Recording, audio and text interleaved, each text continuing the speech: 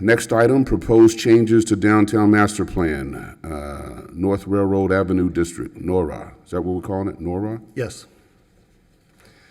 Again, thank you again, Rick Greene, Development Services Director. So we'll do a similar approach here. I'll give a quick introduction. I'll turn it over to Aponte. What I'd like to do here is just talk briefly about the NORA, where it's located in our downtown, talk about existing zoning and existing conditions that are there today. Then we're going to introduce the concept of the NORA district and the proposed development that we are working on, discuss some of the proposed zoning changes that we will bring back to you in the future, talk about a timetable for these changes, and then certainly open it up to any questions and feedback you might have. So the NORA district is located in the northeast corner of the downtown master plan. You see it highlighted in the red area. So to zoom in, it's bounded by Palm Beach Lakes Boulevard to the north, North Dixie Highway to the east, Quadro Boulevard to the south, and Railroad Avenue to the west. It has 4 sub-districts contained within the NORA district. So Industrial Chic District 2 is at the very north end between 11th and Palm Beach Lakes. That's Industrial Chic District 2. You have the Industrial Chic District 5, which is along Railroad Avenue and includes the property south of 7, highlighted in the green. And the Industrial Chic District was really supposed to be an alternative neighborhood that was a transition between railroad to the west and then the residential to the east. And it was supposed to be a place where emerging artists would locate, with studios, offices for design professionals. And quite honestly, we just haven't seen that occur. Brailsford Park District R is the residential portion of what will be NORA, the center of the district, if you will. And then the Brailsford Park District 5 is the corridor along Dixie Highway, and then it wraps around the north side of 7th Street. And again, Brailsford Park was intended to be an infill development, renovation of existing structures, have live-work units, offices, and design art units. This is an aerial of the area today, and as you can see, a lot of vacant property scattered throughout the south, the middle portion, and the north end. Again, located just east of the northwest neighborhood. To the northeast, you have Good Sam Hospital, the Hospital for Special Services, Providencia Park to the east. Lofton Place on the southeast corner, and I'll also mention to the commission that Lofton Place Phase 2 has been submitted. And then again, just to the south is the One West Palm project. So staff had identified that this was an area that we had to make changes to our downtown master plan, given the limited amount of development that we saw taking place there and the incentives in place. Fortunately for the city, we had a developer who had the same idea, and we're now working and partnering with them to make these necessary changes. So staff began working with Ned Grace. I think that's Ned, I can't tell with the mask. But Ned and Joe First with NDT Development and Place Projects, and they've retained the firm of Pluserbia out of Miami. So we've been working with them over the past few months on these concepts. This is the same group that developed Wynwood in Miami, so they'd like to bring that same concept here to downtown West Palm Beach. Wynwood, as you know, is an entertainment district with artwork, restaurants, breweries, clothing stores, and dance venues. So this is a preliminary rendering of what they are proposing. What's important to note is that the height of the projects start at the base of the Brailsford Park residential area, and then as you move north towards Palm Beach Lakes, you see the heights increase. So you start at a low scale, 2 and 3 stories. It transitions into a medium area of 5 to 8 stories, and then transitions further as you approach Palm Beach Lakes into a 12 and 15 story product. When you look at the perimeter of the district highlighted in purple, it kind of is anchored by a 5-story product both to the south and to the east along Dixie Highway. So phase 1 of the NORA district really has already begun, and you saw that on January 11th of this year when you adopted Ordinance 4918-20. And what that ordinance did was allow a little bit more flexibility within this area. It eliminated the requirement for design art related uses and allowed commercial and office uses along Dixie Highway to continue. It also allowed for off-site accessory parking lots, as you see in the graphic here, the red areas highlighted here. And then again, it removed the density limitations within the ICD-5, which is the perimeter, as well as the ICD-2, which is to the north. And again, most of our, or all of our downtown districts do not have density limitations. This was the only one that had it, so we were removing those as part of that ordinance. Phase 2 involves the amendments to the downtown master plan, so that's what we are working on now with the developers, and that'll address development intensities, height, and TDRs.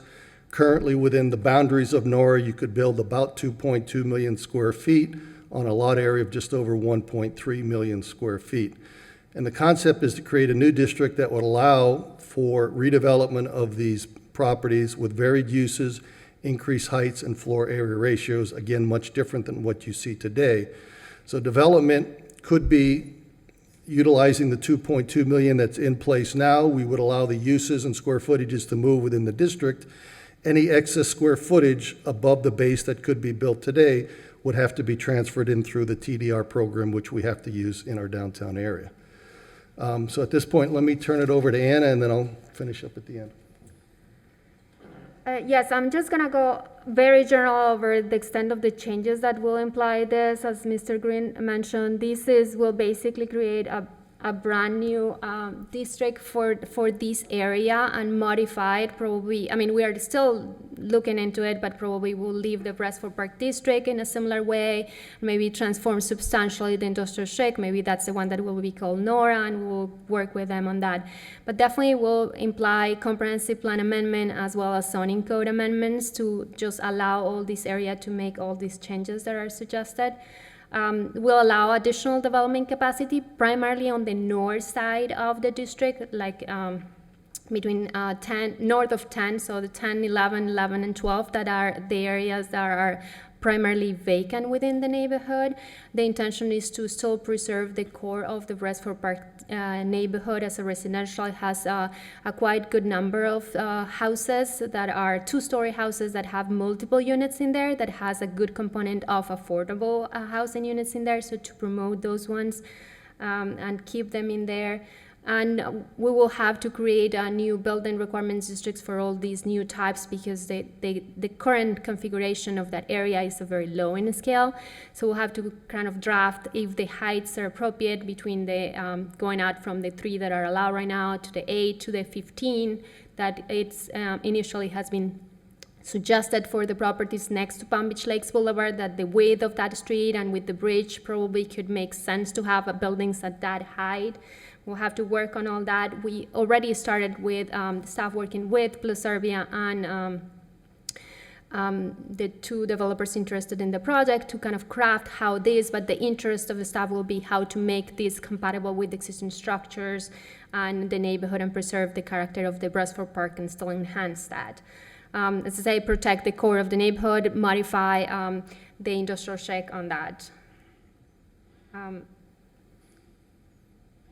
We have been discussing a mechanism to how to kind of, this area has a lot of square footage on empty land, so how the developer can use the square footage that is currently allowed on the site before they have to bring development capacity through TDRs to the site. So that's a discussion that we are having right now with the developer, if that is a mechanism that we can utilize and how will that be implemented. As again, they will definitely need to bring TDRs to the site because the development capacity that they want to achieve is higher than what is currently permitted in the district. So even if they use initially what is currently on the site, at some point they will have to bring from other areas of the downtown, buy TDRs from the private market.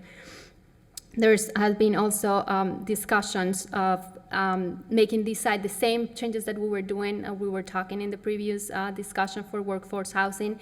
Staff believes this is a prime location to do the workforce housing, so we are suggesting that this area could be, if they are bringing the TDRs, they will be subject to the same incentives to create the workforce housing. So if that is implemented, that probably will be a discussion in there also.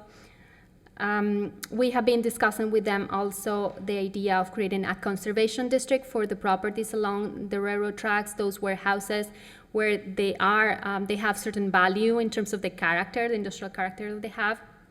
The proposal is to just modify those buildings and just transform them into the restaurants and the stores, but they will not demolish those structures. So that is a character that staff value and the city values, and it will become kind of a conservation district, so they could use the unused development capacity from those buildings and use it in the other areas on the north side. So that will be kind of the relocation of those same development capacities in there.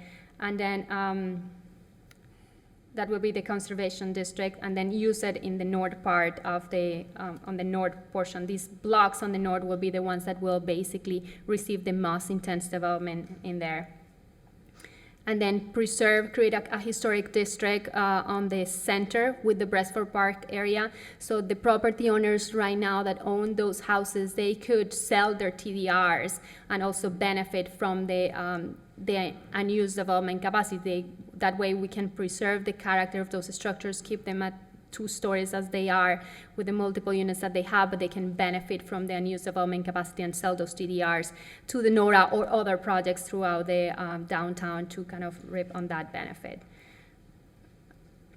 That kind of is in essence kind of the general structure. Of course, Hold on, we are Ms. just... Aponte, I have a question for Madam President.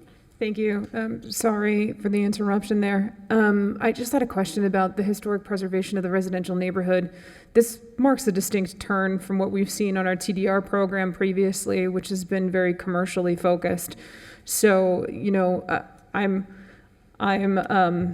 hesitant about getting into the sale of TDRs of residential areas, being that we have historic districts throughout the city that would potentially fall under this at some point in the future. I understand right now the discussion is just for this, but I guess I would be interested in hearing more about what the idea is on keeping track of who has sold their development rights from a residential perspective and who has not, because I think it presents some challenges in the future. You know, owner today sells rights, but owner tomorrow doesn't know that and wants to put on a garage and finds out that they can't. It restricts some of their personal property rights. But secondarily, I think it squeezes the development capacity completely. And I'm totally for creating a conservation district of commercial properties to preserve that historic nature. But we already have residential neighborhoods within the city that are preserved as historic neighborhoods because they are part of the historic preservation program and don't receive what would be a financial benefit that this district would. So I guess I bring that up as a point of discussion that, you know, again, supportive of looking at what the districts are and conservation districts and commercial zones, but hesitant and would probably like to explore more on the residential portion of this, what it would mean for this particular district and what it would mean for other historic districts throughout the city.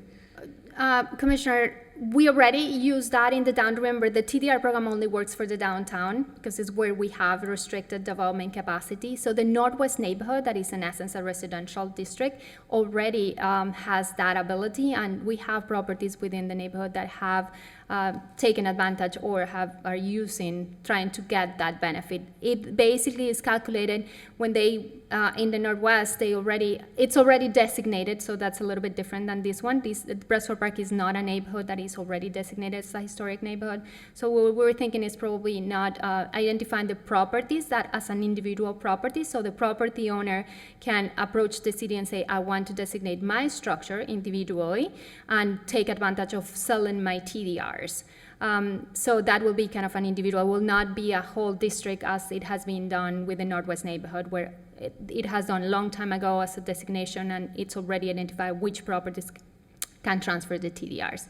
In terms of the tracking, the TDR program is very specific how it is tracked, what is the process of approval for the transfer, and then it's a restrictive covenant that is recorded on the public records on the sending side as well as on the receiving side to keep track of the development capacity. So that is handled that way. Sure. And Mayor, at your discretion, at some point, if we could do a Mayor Commission work session to really drill down about the details of this program and what it entails, and look closer at how it's working in the Northwest and how it would work here, you know, at your discretion, I think it would be a topic worth considering. Definitely. Yeah, that's fine. I think we're going to have a conversation about TDRs generally. Maybe you could weave that into that particular workshop discussion. Yeah, perfect. I think that's... And then wrapping up, just to provide a quick tentative schedule. So again, we're at the Mayor Commission meeting today. We're expecting Mr. Grace and his team to submit on March 9th with the zoning and land development changes. We'd like to have a community outreach meeting. We've already had some preliminary discussions as part of the comp plan amendment that you've seen. So sometime within this window, we'll have an outreach.